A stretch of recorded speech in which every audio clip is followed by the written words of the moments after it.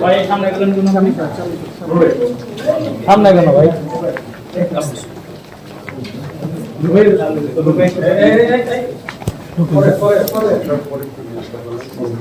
পরে এখন না